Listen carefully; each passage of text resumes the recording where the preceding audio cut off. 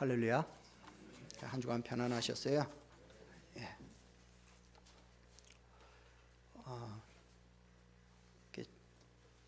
제가 이렇게 어르신들 모시고 이렇게 다니니까 젊은 집사님들은 이제 농담이겠지만 우리는 나이 먹으면 누가 데리고 다니냐 이제 자꾸 그런 소리를 하시는데 여러분 걱정하지 마세요. 아마 저보다 훨씬 더 어른들을 잘 섬기는 목사님이 오셔서 여러분들 더 잘 섬기고 모시고 다닐 거니까 걱정하지 마시고 우리 어르신들 잘 다녀오시라고 맛있는 거 사드시라고 이렇게 간식 이렇게 가서 다니면서 맛있는 거 간식 사드시라고 용돈도 좀 드리시고 그렇게 하셔서 잘 어른들 이렇게 잘 다녀올 수 있도록 그렇게 해주세요. 여러분 젊은 사람들이 어른들 그렇게 해주면 나중에 또 젊은 사람들이 또 여러분한테 그렇게 해드려요. 그러니까 그렇게 해주셔요. 자, 사람은 살다 보면 원하든 원치 않든 간에 누군가에게 은혜를 입거나 신세를 지게 돼요. 여러분 살면서 누구에게 신세 져본 적 없어요? 그때 마음이 어땠습니까? 그때 사람들은 보통은 은혜를 갚아야겠다 이제 그런 생각을 하죠. 근데 사실 살다 보면 은혜를 갚아야 하는데 하는 마음만 있지 사실 받은 은혜를 제대로 보답하지 못할 때가 많아요. 그럴 때 우리의 마음에 두고 이제 그게 짐으로 남죠. 대부분 우리는 언젠가는 갚을 날이 있겠지 그냥 그러면서 이렇게 삽니다. 근데 어떤 사람들은 자그마한 신세만 져도 그걸 갚지 못해서 안달을 하는 그런 분들도 있어요. 누군가로부터 신세를 지고 은혜를 입었을 때 보응을 하지 못하면 마음에 굉장히 부담을 느끼는 그런 분들이 있어요. 여러분들은 어땠습니까? 오늘 보니까 오늘 이 시인도 하나님 앞에 이런 부담을 지금 가지고 있어요. 12절을 한번 같이 읽어보죠. 12절 같이 읽습니다. 내게 주신 모든 은혜를 내가 여호와께 무엇으로 보답할까? 사실 이 말 자체가 이 시인이 하나님께 은혜를 받았는데 그 은혜를 어떻게 보답해야 할 것인가에 대해서 지금 고민하고 있다는 거예요. 그냥 단순히 생각만 하고 있는 것이 아니라 마음 깊은 곳에서부터 내가 하나님께 받은 이 은혜를 어떤 식으로 보답해야 할까 고민하고 있는 거예요. 도대체 이 시인은 어떤 은혜를 받았기에 지금 이런 고민을 하고 있을까요? 이게 보니까 시인은 하나님께서 자기에게 베풀어 주신 은혜에 대해서 1대1로 그 주신 은혜를 지금 잊지 않고 있어요. 내게 주셨다라는 것은 1대1로 하나님이 은혜를 주셨다는 거예요. 내게 주신 은혜라는 겁니다. 하나님이 내게 주신 은혜가 있다는 거예요. 그렇다고 해서 하나님이 그 사람 시인의 주변 사람들한테는 은혜를 안 줬겠어요? 가족한테도 은혜를 주셨을 것이고 주변 사람들한테도 많이 은혜를 주셨겠죠.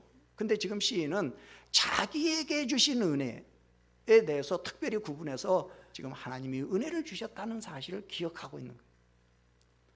둘째로 시인은 하나님이 내게 주신 모든 은혜를 생각하고 있어요. 여기 모든 은혜라는 얘기는 은혜를 받은 것이 너무 많아가지고 낱낱이 셀 수 없을 만큼 많다는 거예요. 육신적인 은혜도 받았을 것이고 영적인 은혜도 받았을 것이고 물질적인 은혜도 받았을 것이고 이 모든 은혜들을 다 합해서 모든 은혜라고 지금 이렇게 말하고 있어요. 또 이 시인은 자기한테 그런 은혜를 주신 분이 누구이고 내가 누구에게 이 은혜를 갚아야 할 것인가를 지금 생각하고 있는 거예요.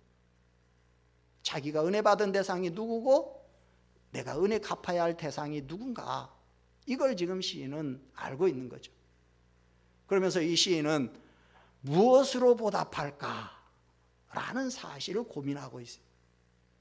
이건 받은 은혜를 어떻게 갚아야 할지 지금 고심하고 있다는 얘기죠. 이 시인은 내가 하나님한테 많은 은혜를 받았는데 그걸 꼭 보답해야겠다라는 심정이 지금 가득 찹니다. 그냥 단순히 즉흥적으로 하나님한테 은혜 받았으니까 내가 돌려드려야지 이런 것이 아니고 아주 오랜 많은 시간을 하나님의 은혜를 받은 것에 대해서 내가 어떤 방법으로 어떻게 갚아야 할 것인지에 대해서 지금 마음을 가지고 있는 거예요. 쉽게 말하면 그냥 쉽게 그냥 뭐 이거 그냥 좀 드리면 되지 뭐 이런 것이 아니라 하나님, 내가 무엇을 어떻게 하나님께 보답할 때 하나님이 가장 기뻐하실 것인가, 이걸 고민하면서 지금 생각하고 있다는 거죠. 시인은 도대체 하나님한테 무슨 은혜를 도대체 얼마나 많이 받았길래 이런 고민을 할 만큼 지금 하나님 앞에 보답하려고 하는 걸까요? 또 시인은 도대체 얼마나 많은 은혜를 받았을까요?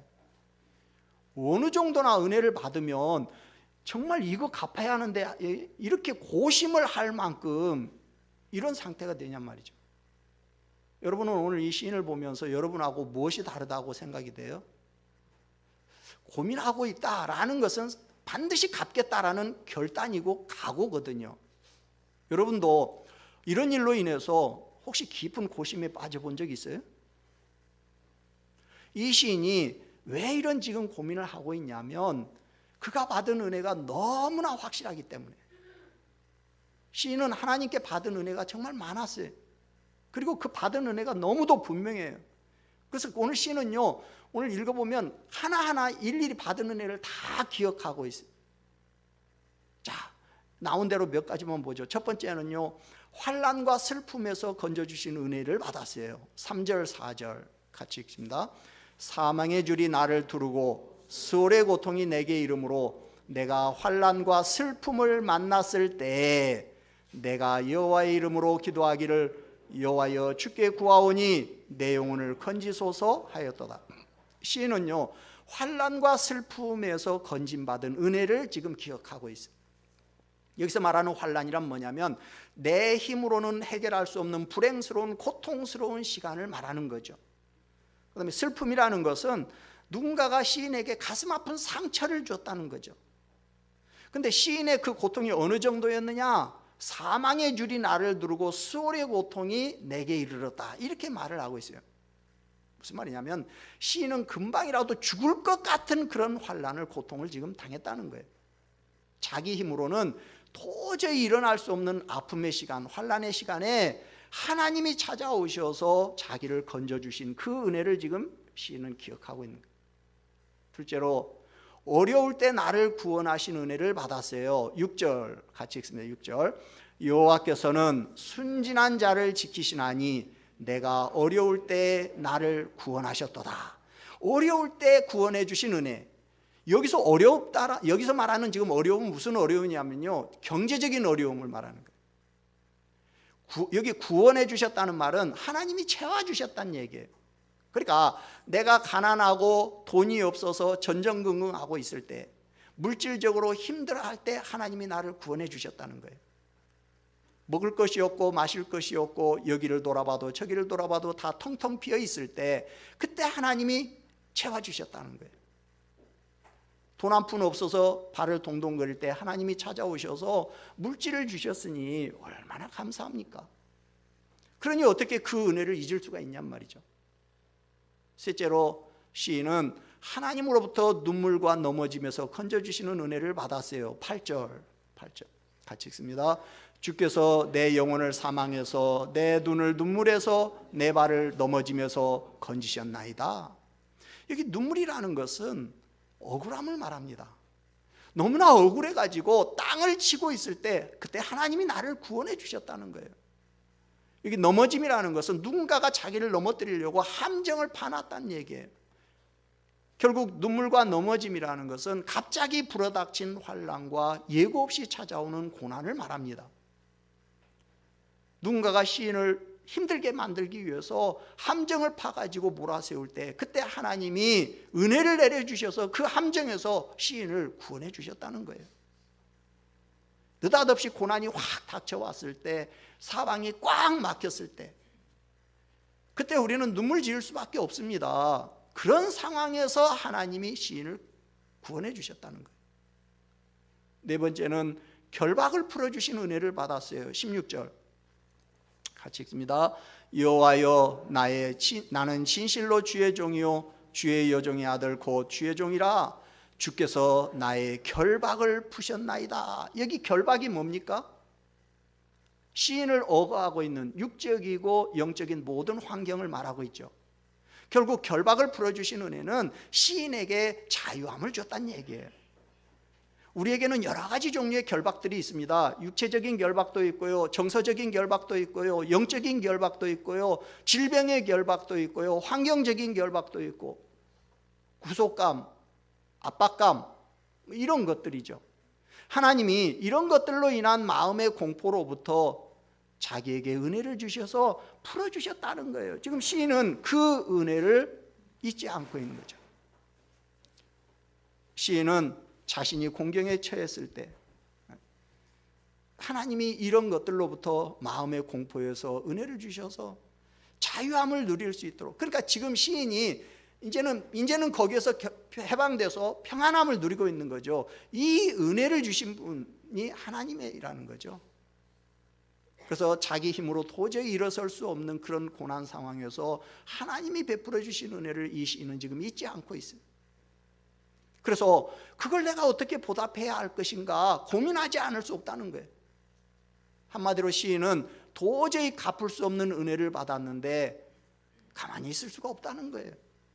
그래서 이 은혜를 어떻게 보답할까 오래오래 생각하는 가운데 시인이 내가 이렇게 했으면 좋겠다, 이제 이런 보답할 수 있는 길을 찾은 거예요. 그래서 하나님, 내가 이렇게 한번 하나님의 은혜에 대해서 보답하겠습니다 라는 그런 마음의 작정을 하고 이제 몇 가지를 이제 결심을 해요. 결단을 해요. 자, 첫째, 시인이 내린 결단이, 이제 보답하는 결단이 뭐냐면, 내가 평생 동안 하나님을 떠나지 않겠습니다, 이거예요. 자, 9절 같이 읽습니다. 내가 생명이 있는 땅에서 여호와 앞에 행하리로다. 자, 이 말은 내가 이 땅에 생명이 붙어 있는 동안 절대로 하나님 떠나지 않겠습니다, 이 말인 거죠. 하나님이 주신 그 많은 은혜들에 보답하기 위해서 작정한 지금 첫 번째 결단이 뭐냐? 하나님, 내 생명 붙어 있는 동안 내 절대로 주님 떠나지 않겠습니다. 하나님, 내가 절대로 하나님 배신하지 않겠습니다. 어떤 상황에서도 내가 하나님 등지지 않겠습니다, 이거예요. 이제 19절을 보면 이걸 좀 더 구체적으로 말하고 있죠. 자, 19절을 같이 읽습니다. 예루살렘아, 내 한가운데에서 곧 여호와의 성전 뜰에서 지키리로다. 할렐루야. 자, 시인은 하나님의 성전 뜰을 지키면서 살기로 결심을 해요. 하나님, 내가 하나님의 성전을 지키겠습니다. 떠나지 않겠습니다. 생명이 있는 동안 하나님의 성전에서 하나님을 섬기는 일을 계속함으로 하나님이 나한테 베풀어 주셨던 그 모든 은혜들을 내가 보답하겠습니다, 지금 이런 거죠. 그러니까 하나님을 떠나지 않는데 그냥 단순히 떠나지 않는 것이 아니라 하나님의 성전을 지키면서 살겠다는 거예요. 이것이 이 시인이 생각해내는 은혜가 없는 첫 번째 보답하는 방법이었던 거예요. 두 번째는요, 구원의 잔을 들고 여호와의 이름을 부르겠다고 결심을 합니다. 13절 같이 읽습니다. 내가 구원의 잔을 들고 여호와의 이름을 부르며, 여기서 구원의 잔을 든다, 이 말은 하나님이 자기를 구원해 주신 그 은혜를 앞세우며 구원의 감격으로 살겠습니다 라는 고백인 거예요. 여호와의 이름을 부른다는 얘기는 여호와의 이름을 증거하겠다는 얘기거든요. 그러니까 하나님이 자기에게 베푸신 은혜를 사람들에게 말하겠다는 거예요. 하나님이 자신에게 주신 모든 구원의 은혜 뭐였죠? 일단 환난에서 건진받은 은혜, 또 경제적인 가난에서 해방된 은혜, 또 눈물과 넘어짐에서 건져주신 은혜, 또 결박에서 풀어주신 은혜, 이 모든 은혜를 자기가 살아있는 동안에 하나님의 전을 오가면서 기회가 될 때마다 모든 사람들에게 그 사실을 간증하겠다는 거예요. 하나님이 베푸신 구원의 은혜를 입으로 말하면서 주님의 이름을 증거하겠다는 거예요. 사람들이여 들어보소서, 내가 하나님으로부터 이런 은혜를 받았습니다. 여러분들도 이런 은혜를 받으십시오. 하나님, 그분은 정말 위대하십니다. 하나님은 정말 대단하신 분입니다. 이렇게 하겠다라고 지금 시인은 결단을 하고 있는 거예요. 이것이 지금 받은 은혜에 대해서 갚겠다는 두 번째 보은의 방법인 거예요. 자, 똑같은 고백이 한 번 또 나와요. 17절 같이 읽습니다. 내가 주께 감사제를 드리고 여호와의 이름을 부르리이다. 자, 자, 이제 좀 더 구체적으로 말을 하는데요. 하나님의 은혜에 내가 감사제를 드리고 여호와 이름을 높이겠다. 이 감사제라는 건 감사 예배예요. 감사제를 드린다는 것은 감사를 앞세우고 나아가 감사로 경배하고 예배하겠다는 거예요. 내가 하나님 앞에 나갈 때마다 감사하는 마음을 절대로 내가 잃어버리지 않겠다는 거죠. 하나님께 나갈 때마다 모든 예배가 감사 예배가 되도록 하겠습니다, 이 말인 거예요. 그러니까 뭐 무슨 감사절만이 아니라 평생 내가 하나님 앞에 나갈 때 감사로 내 예배의 내용을 채우고 감사하면서 살겠다는 거예요. 여호와께 받은 은혜가 없다면 어떻게 이런 결단을 내릴 수 있겠어요? 그렇죠? 세 번째는 힘들고 지칠 때 서원한 것을 갚으겠습니다 라는 결심을 했어요. 자, 14절 같이 읽습니다. 여호와의 모든 백성 앞에서 나는 나의 서원을 여호와께 갚으리로다. 그러니까 은혜를 받기 전에 이제 문제 앞에서 기도할 때 서원했던 것을 갚으면서 살겠다는 거예요. 서원이 뭐죠? 환난이 왔을 때, 경제적으로 어려웠을 때, 눈물과 넘어짐이 왔을 때, 결박을 당해서 꼼짝도 못하고 있을 때, 그때 하나님 좀 살려주세요, 하나님이 나를 여기서 구원해 주시면 내가 이렇게 하겠습니다, 내가 이렇게 살겠습니다 라고 하나님 앞에 드렸던 기도가 서원인 거죠. 그러니까 이제 나 이제 뭐 어느 정도 살만하게 됐는데 뭐 내가 그냥 이 정도 드리겠습니다, 또는 하나님이 뭐 은혜 주셨는데 내가 믿음으로 살겠습니다, 이런 것이 아니고요. 내가 그때 힘들 그 고통 속에서 눈물을 흘리면서 하나님 앞에 기도했던 그것을 내가 꼭 지키면서 살겠다는 거예요. 시인은 그걸 꼭 갚겠다라는 의미에서 서원이라는 단어를 지금 쓰고 있어요. 성경에서 서원이라는 것은요, 갚지 아니하면 자기에게 해가 돌아오는 걸 말합니다. 시인은 하나님께 한 약속을 서원처럼 여기면서 지키면서 살겠다고 지금 결심을 하고 있는 거죠. 근데 서원을 지키는데 어떻게 지킨다는 거예요? 모든 백성 앞에서. 자, 이걸 좀 더 구체적으로 18절에 보니까 또 똑같은 내용이 나와요. 18절 같이 읽습니다. 내가 여호와께 서원한 것을 그의 모든 백성이 보는 앞에서 내가 지키리로다. 그러니까 서원을 어떻게 지킨다? 모든 백성이 보는 앞에서 지키겠다. 무슨 말이에요? 내가 하나님 앞에 약속을 지키고 반드시 내가 올바른 신앙생활을 통해서 하나님 앞에 어떤 사람인가를 나타내겠다는 거예요. 증거하겠다는 거예요. 내가 서원한 것을 지키고 있는지 아닌지 모든 백성들 앞에서 다 보여주겠다는 거예요. 그러니까 모든 백성들이 알도록 하나님께 약속한 것을 반드시 내가 지키겠다는 거예요. 한마디로 말하면 내가 입으로만 은혜를 보답하겠습니다가 아니라 삶으로서 하나님 앞에 보답하겠다는 거예요. 은혜 받기 전과 뭐 우리 흔히 그러죠. 뭐 화장실에 들어갈 때 마음 나올 때 마음 다른다는데, 내가 하나님 앞에 은혜 받기 전과 은혜 받은 후가 다르지 않도록 내 신앙을 지키겠다는 거예요. 은혜 받기 전보다 더 열심히 살겠다는 거예요. 더 열심히 믿음으로 살겠다는 거예요. 마음 변하지 않고 더 열심히 주님을 찾겠다는 거예요.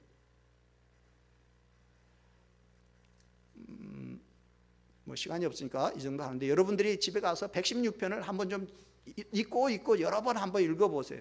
이 시인이 도대체 얼마만큼 하나님에게 감사하는 마음이 찐하고 감동적인지를 여러분들이 이 시를 쭉 보면서 좀 느껴보셔야 해요. 시인은 지금 받은 은혜를 잃어버리지 않겠다고 지금 결심을 하고 있어요. 우리도 오늘 이런 시인처럼 이렇게 해야겠죠. 그냥 매번 돌아오는 감사절이기 때문에 그냥 형식적이고 그냥 틀에 박힌 그런 감사, 그냥 입에 발린 그런 감사가 아니라 오늘 이 시인과 같은 이런 감사를 우리도 하나님 앞에 드렸으면 좋겠어요. 여러분, 하나님께서 내게 주신 은혜가 있어요. 우리도 하나님께 받은 은혜가 있어요. 우리가 하나님께 받은 은혜가 얼마나 많습니까? 개인적으로 은혜를 받았고, 가정적으로도 은혜를 받았고, 환경과 주변이 얼마나 많은 은혜를 받았어요. 사실 우리가 지난 한 해 동안 하나님께 은혜 받지 않고 살 수 있었던 순간은 단 한순간도 없어요. 우리는 지난 한 해 동안 정말 많은 은혜를 받았어요. 이루 헤아릴 수 없을 만큼 하나님이 많은 은혜를 주셨어요. 한번 생각해 보세요. 차근차근. 먼저 개인적으로 받은 은혜가 얼마나 많은지.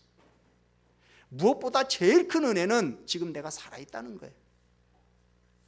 어제 죽은 사람에게 있어서 오늘은 그가 그렇게도 살아있기를 소망하던 시간이에요. 지금 생명이 붙어있는 사람은 한 명도 하나님의 은혜 없이 살아온 자가 없어요. 가정적으로도 얼마나 많은 은혜를 받았어요. 여러분의 자식들, 여러분의 곡간, 형제들, 관계된 주변 사람들 하나님이 가만두지 아니하시고 다 은혜를 주셨어요. 여러분 자녀에게 주신 은혜가 얼마나 큽니까? 자식이 공부하지, 직장 다니지, 결혼하지, 자녀 낳고, 여러분 이런 거 그냥 되는 거 아니에요. 다 기적 아닙니까? 또 교회에 주신 은혜는 또 얼마나 많았어요. 하나님은 지난 한 해 동안 나에게 굉장히 많은 은혜들을 주셨어요. 이걸 부정할 사람이 있습니까? 나는 하나님 은혜 없이 살았다, 이렇게 말할 수 있는 사람이 있습니까? 나는 하나님의 은혜 없이 살았다고 단 하루라도 말할 수 있는 사람이 있냐고요? 아무도 없어요. 근데 이 은혜 안에 누가 있어요?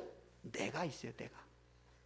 그렇다면 여러분은 하나님께서 내게 주신 은혜가 무엇인지를 알고 있습니까? 또 그 은혜를 어떻게 보답할까 고민해 본 적은 있습니까? 지금 나는 하나님이 내게 주신 은혜를 어떻게 여러분들은 보답하고 있습니까? 하나님의 은혜가 너무 감사해서 그 은혜를 무엇으로 보답할까 고심해 본 적이 있어요? 그것 때문에 밤잠을 설치면서 내가 하나님한테 받은 이 은혜를 어떻게 갚아야지? 이런 고민해 본 적이 있냐고요. 안타까운 것은 많은 그리스도인들이 하나님의 은혜를 저버리고 있다는 거예요. 은혜를 은혜로 생각하지 아니하고 그 은혜 앞에 너무나 뻔뻔한, 너무나도 은혜 앞에서 자만하고 교만한, 그렇게 살아가고 있지 않냐는 거죠. 우리는 하나님의 은혜가 아니었다면 오늘 여기까지 이룰 수 없었을지도 몰라요. 틀림없이 그랬겠죠. 근데도 우리는 그 은혜를 너무나 쉽게 잊어버려요. 하나님이 가장 섭섭해 하시는 것이 뭐냐면 은혜를 모르는 거예요. 하나님은 성경에 보면 은혜를 저버린 자들에 대해서 굉장히 불편한 심정을 감추지 않고 있어요. 근데 은혜를 모르는 신앙인들이 적지 않아요. 자신의 노력과 힘을 과시하려는 그런 사람들도 많고, 우리는 모든 좋은 일 앞에서 하나님께 영광을 돌립니다. 다 주님께서 하셨습니다. 모든 영광 하나님께 돌립니다. 그러고 딱 끝내면 얼마나 좋아요. 근데 그 뒤에다 꼭 한마디 덧붙입니다. 근데 저도 이렇게 했어요. 이건 어리석고 교만스러운 일이죠. 근데 정말 많은 교인들이 하나님의 은혜를 경험하고도 그것이 마치 자기의 노력으로 된 것으로 알고 자기가 하나님의 영광을 가로채려는 이런 어리석은 일들을 아무렇지도 않게 하고 있어요. 여러분, 하나님이 가장 싫어하는 사람이 배은망덕한 사람이에요. 우리는 하나님께서 베푸신 이 모든 은혜를 무엇으로 보답할 것인지, 어떻게 보답할 것인지 고민해 봐야 해요. 어떻게 해야 합니까? 오늘 설교를 듣는 이 시간에 어떤 시간을 가지고 하나님 앞에 나가기를 원하십니까? 오늘은 하나님이 주신 은혜를 감사제로 보답하는 날이에요. 하나님의 은혜를 보답하는 것이 감사의 시작입니다.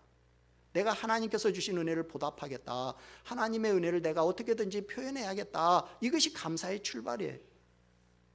사실 감사절의 시작은 예배당에서 시작하는 것이 아니라 우리의 삶 속에서 내게 주신 은혜를 내가 어떻게 감사할까, 이걸 우리가 하나님 앞에서 고민하는 그 순간부터 감사절은 시작되는 거예요. 어떻게 보답해야 할까요? 첫째로 여러분, 받은 은혜를 기억하십시오. 이 땅에 사는 동안 하나님의 은혜 없이 사는 자가 단 한 명이라도 있을까요? 우리 모두에게는 다 하나님의 은혜가 임했어요. 모든 사람에게 공통적으로 임하는 보편적인 은혜도 있었을 것이고, 나한테만 임한 특별한 은혜들도 있었을 거예요. 이렇게 받은 은혜를 기억하는 것, 그것이 내가 하나님이 주신 은혜에 보답하는 길이에요. 오늘 칼럼 읽어보셨나요? 안 읽어보셨나요? 읽으셨어요? 오늘 칼럼은 내용이 조금 길어서 그 안에 이렇게 그 끝부분은 안에다가 이렇게 써놨는데,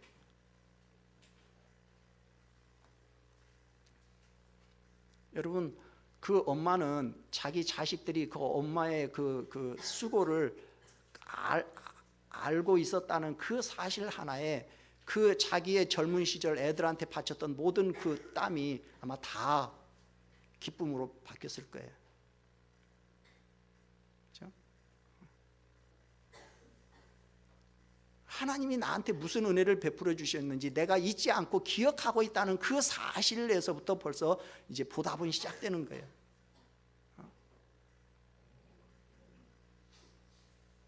내가 병원에 입원했는데, 내가 수술 받았는데 하나님이 나를 살려주셨다. 내 자녀가 직장에 들어갔다. 내 자녀가 학교를 열심히 잘 다니고 있다. 내가 정말 끔찍한 상황에 처했을 뻔 봤는데 하나님이 나를 구해주셨다. 여러분, 이런 것들을 여러분들이 당연하게 생각하시면 안 돼요. 그걸 하나님의 은혜라는 사실을 여러분들이 기억하셔야 해요. 그걸.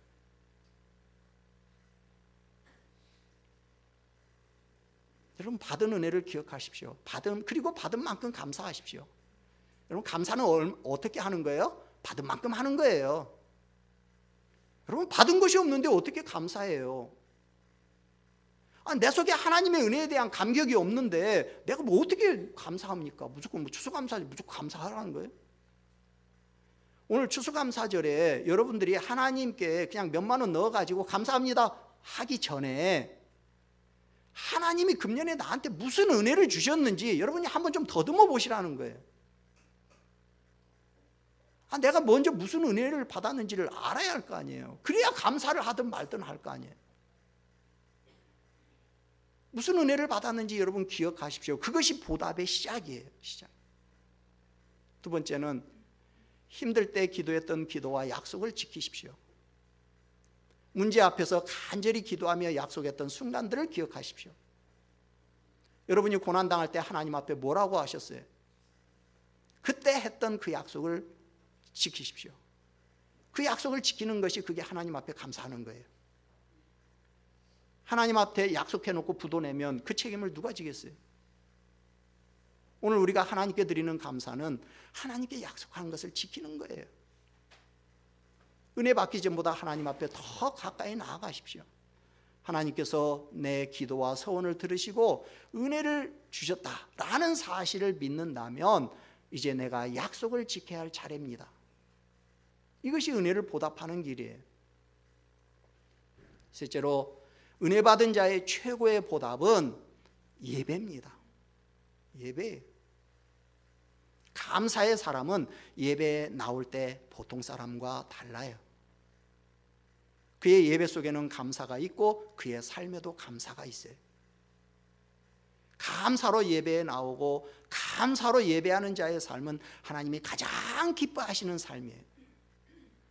예배는 예배 받은 자와 예배 받을 자들의 감사 모임인 거예요. 최고의 감사는 예배예요.